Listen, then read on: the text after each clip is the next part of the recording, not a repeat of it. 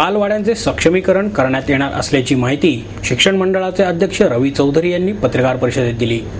महापालिकेच्या शिक्षण मंडळाच्या अध्यक्षपदाचा कार्यभार चौधरी यांनी महिन्याभरापूर्वी स्वीकारला आहे। या पार्श्वभूमीवर प्रलंबित प्रश्नांच्या सोडवणुकीसह अनेक उपक्रमांची माहिती देण्यासाठी पत्रकार परिषदेचे आयोजन करण्यात आले होते। त्यावेळी त्यांनी ही माहिती दिली। मंडळाचे उपाध्यक्ष नरेंद्र व्यवहारे, सदस्य बाळासाहेब जानराव यांच्यासह अन्य सदस्य उपस्थित होते। चौधरी म्हणाले, महापालिकेच्या शाळांना खासगी शैक्षणिक संस्थांच्या तुलनेत प्रतिष्ठा प्राप्त करून देण्यासाठी मंडळाच्या कार्यात कॉर्पोरेट जगताचा सहभाग वाढवणार आहे।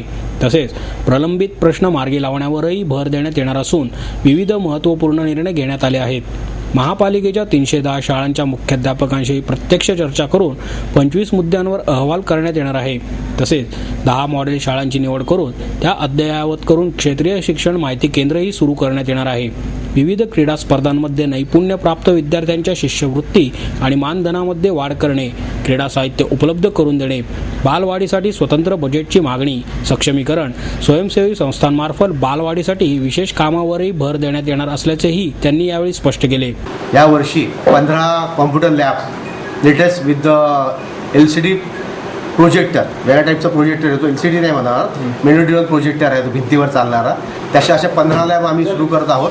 त्या 15 लॅब बरोबरच आम्ही एक 10 मॉडेल शाळा, जिथून आम्ही थोडं शालेय शिक्षण मंडळाचा डिसेंट्रलायझेशन पॉईंट, त्या 10 शाळांमध्ये संपूर्ण त्या विभागातील शाळांची माहिती, त्या पटसंख्या, त्या विद्यार्थ्यांची माहिती, त्या तिथल्या शिक्षकांची माहिती, तिथले काय साहित्य मिळालं का हे तिथून आम्हाला द्यायची व्यवस्था होईल, अशी आम्ही मॉडेल स्कूल करत आहोत। ISOसाठी आम्ही एक 5S प्रणाली सुरू केलेली आहे ऑलरेडी, आणि ISOचं सर्टिफिकेशनसाठी 2001 त्याचं आम्ही कार्यरत आहोत। आम्ही ते ठराव पास केलेला आहे। त्या अन्वये आमचे जे विविध कार्यालयातील विभाग आहेत त्या विभागाचं सिक्रोनायझेशन, समन्वय आणि आमचं जे ई-गव्हर्नन्सच्या अंडर भांडार किंवा स्टोअर्स म्हणतो, वेअरहाऊस मॅनेजमेंट सिस्टीम, ही आम्ही सुरू करत आहोत। आमच्या सर्व साहित्याला आम्ही कोडिंग करणार आहोत व त्या कोडिंगद्वारे आम्ही वेळेवर साहित्य पुरवठा कसा होईल, शाळेला कसा जाईल तो, आणि व्यवस्थित मिळालं की नाही याची माहिती, अशी आम्ही कॉम्प्युटरच्या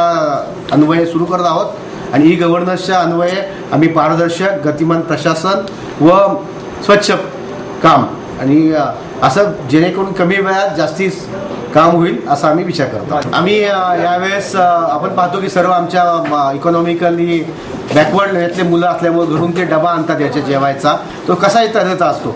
आम्ही शासनाची पाठपुरावा करून आम्ही त्या थाळ्या, त्या आपल्या दाखवल्या थाळ्या आम्ही देतो, त्यात भात वरण खाता येईल व स्वच्छतेच्या दृष्टीने हायजेनिक असं आम्ही प्लेट पुरवत आहोत। आम्ही काही आमदारांना विनंती केलेली आहे, ते आमदार लोक आम्हाला बोलून मदत करत आहोत।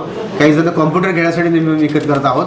CSR प्रोजेक्ट हा जो अनेक इंडस्ट्रीचा महत्त्वाचा विषय असतो, त्यांच्या एज्युकेशनसाठी काही फंड्स अवेलेबल असतात। आम्ही पाठपुरावा करून मराठा चेंबर ऑफ कॉमर्सशी समन्वय साधून आम्ही काही CSR ॲक्टिव्हिटी करत आहोत।